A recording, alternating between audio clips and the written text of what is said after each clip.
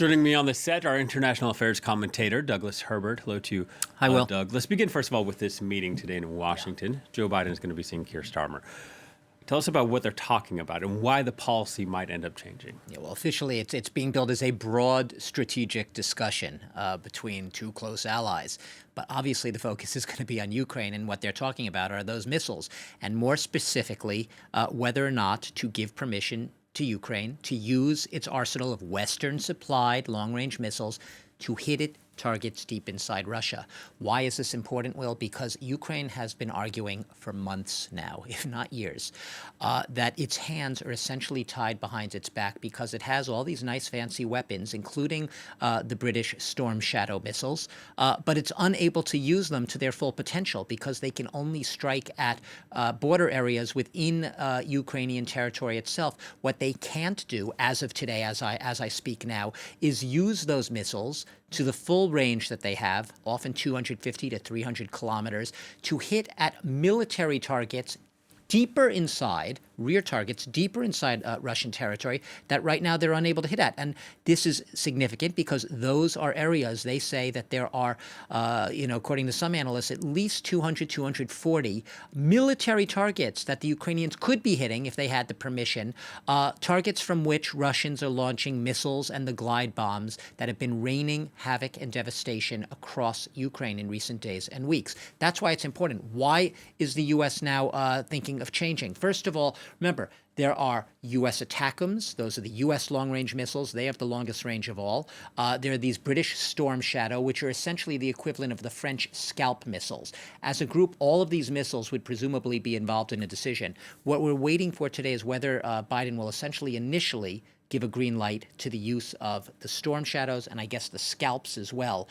The New York Times reporting that if a decision on the ATACMS comes, it would likely follow in a few weeks. But it's really a decision about using these long-range missiles. Why? Kyiv's up against it on the front lines. The West is aware of that. Ukraine has made a very persuasive case, swaying American officials. A tough winter lies ahead right now.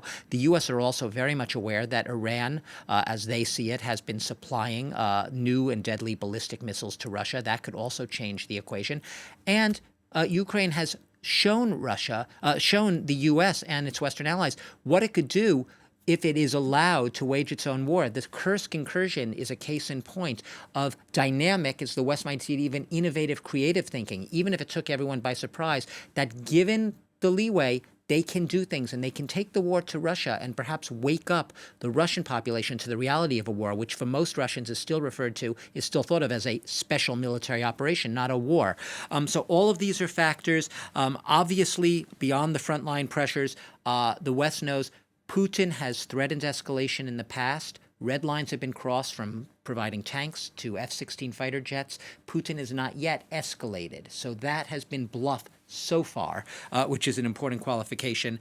And I think the West also, as I said before, believes there are enough meaningful targets that Ukraine could strike at within Russia, as I said, perhaps 200, 240, 245 or more. So that is significant as well. It wouldn't just be an empty lifting of restrictions. Ukraine could here and now begin to militarily strike at targets that are meaningful in the view of both Ukraine and more in the view of the West. And does that mean that this incursion into Russia has maybe lost some of its momentum a month into it to consider these long-range weapons?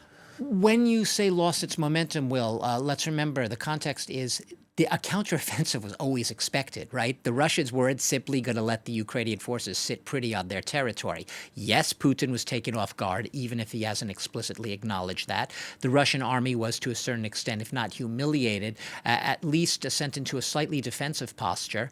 And now what they're doing is they're doing what everyone said, well, eventually they're going to start doing this. They've been nibbling away at the western sliver of the territory. Remember, the Ukrainians are claiming to have taken about 1,300 square kilometers, several hundred square miles of territory in the Kursk district, just above the Sumy district in Ukraine. And what the Russians have been doing is recapturing territory. The Institute for the Study of War confirms that they've recaptured several villages. Around the village, the town of Snagost, which you can see there on the map, so those red lines are the territory that Russia's either recaptured or claims to have recaptured, the blue being what Ukraine claims to continue to hold. What I think we need to underline here is analysts say the situation remains very fluid. very uncertain. Often the positions are hard to corroborate on the ground exactly who holds what and what control means. How much do you really control? What some analysts are saying is that what Russia has recaptured is the low-hanging fruit, meaning the villages that are easiest to recapture, that Ukraine never really established a really deep foothold in. And those areas in blue that you see are much more firmly established and held by Ukraine. They're better controlled. So presumably those would be harder for Russia to recapture. Also underlined, Ukraine says it is striking back. It has launched its own counterattack against Russia's counterattack. So there's fighting and skirmishing going on. What you see on that map there is not fixed in stone. It could be reversed, or, as some suggest, it could be the beginning of the expected, perhaps, unraveling of that holding of Russian territory, that Kursk incursion.